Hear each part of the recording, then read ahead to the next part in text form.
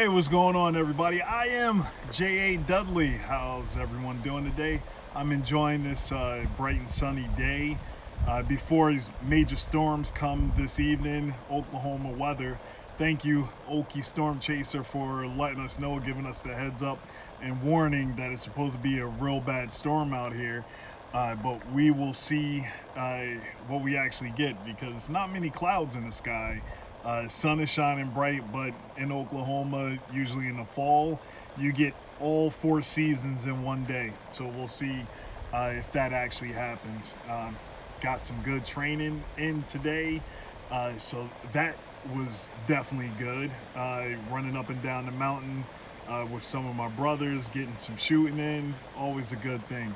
But today, what I'm going to be talking about is real-time perception. And that is tapping, and I don't want it to be making a lot of noise. Oh well, hopefully it'll just stay up there, wind doesn't knock it over. Real-time perception, that's something that a lot of people don't really work or function with. They tend to have hindsight after the fact, instead of being able to deal with the situation in real time, make some of the better judgments dealing in a situation where if you make the wrong choice, you could end up on the wrong side of things. That's why we train. That's why we're doing a training earlier today, so that we'll have real-time perception and expectation about what it is that we're doing and what we are capable of. Throughout my fight career, we would train a technique or a movement hundreds of thousands of times to be able to make sure that we have it set to be able to actually use it in competition, whether it's jiu-jitsu competition or an actual MMA fight. And having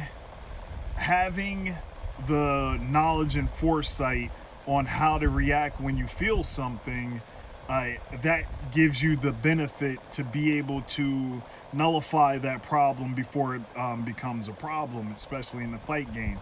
If you feel a punch coming at you, you know to get your head off the center line. Coming that way, move off the center line. But as you develop more knowledge about what you're doing with slipping punches, when you first start slipping punches, you might jump over here like that real quick and a really far distance.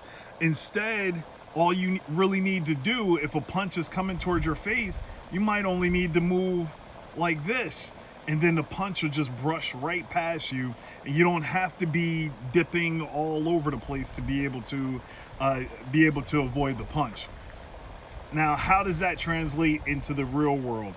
Well, that is part of the real world. When you have, let's say you get into a car accident or something. Well, one, to avoid that car accident, you can use something like the Smith system, where professional drivers have to take a Smith system class and be able to see the road ahead of you, keep a 15-second eye lead time. So you need to be able to plan out 15 seconds ahead before you get there, so that you're not having a problem when you get there. You also need to stay in your mirrors every 3 to 5 seconds, looking from side to side, checking all of your surroundings, because no matter what, it's always your fault. So you have to have that real-time perception of what's going on around you, as opposed to after the fact, oh, I shoulda, coulda, woulda. Hey, that doesn't work out, especially when it comes to professional drivers getting in accidents with the regular four-wheelers out there on the road. Another thing is with relationships. You know the triggers for the person that you're in a relationship with, so you're not going to push those buttons to get that reaction that you don't like. You're going to see how things are going. You need to have that perception of, if I continue down this path, it's going to end up bad. So I shouldn't be pushing those buttons to get that reaction that I don't like. And that's you having the perception of where things are going, so you're going to steer it completely clear, so that it doesn't become a major problem or a major setback for you. Also, you could be dealing with people in the workplace. Depending on what your job is, you know that if you see a problem coming down the road, while you're at work, you need to be able to let people know in advance. Well, hey, last time we did this type of problem came up, so we need to do this, this, and that before it becomes a problem, and then everyone else is messed up, and then everybody's looking at me saying, well, why didn't you take care of this before it happened? So you know how things are going to go in all these aspects of life, and that you have to have the forethought to take care of things beforehand instead of looking at things after the fact. If there's a boulder rolling at you, are you going to stand there and say, maybe that boulder is going to hit something else and spin a different way?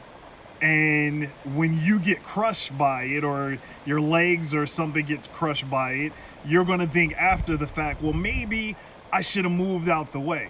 So next time a boulder is coming at you, which is very rare that a boulder will be coming at you, you need to have that real-time perception. I need to get out the way no matter where that boulder is going to go, and let it roll past you.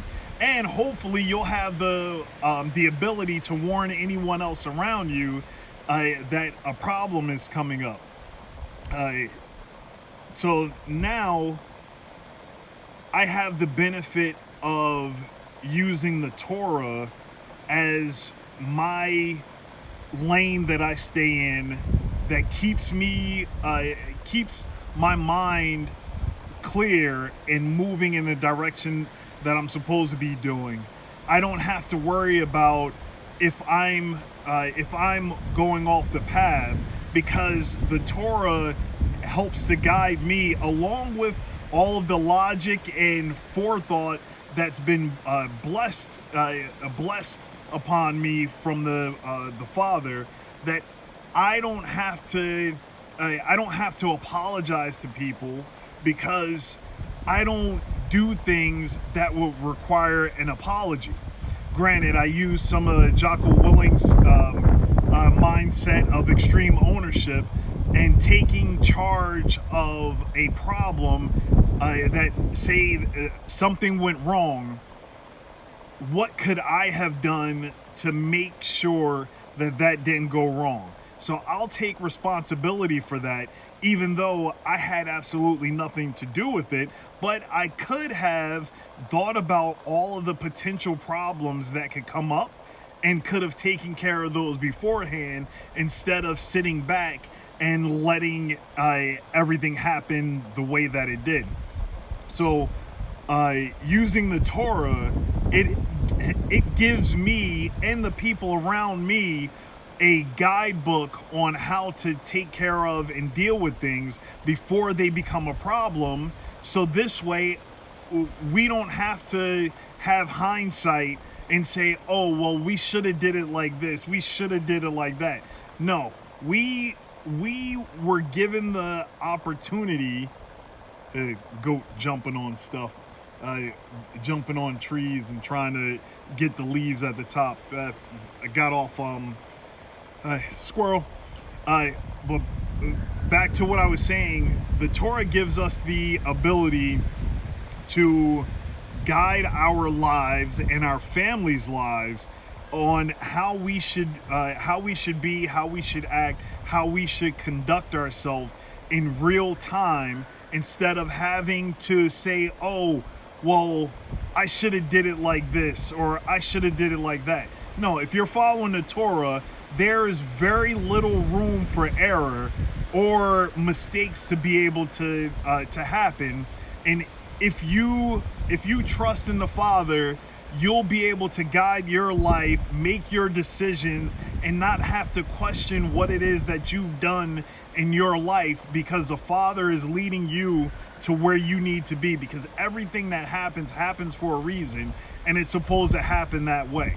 So hopefully this message means something to someone, and shalom.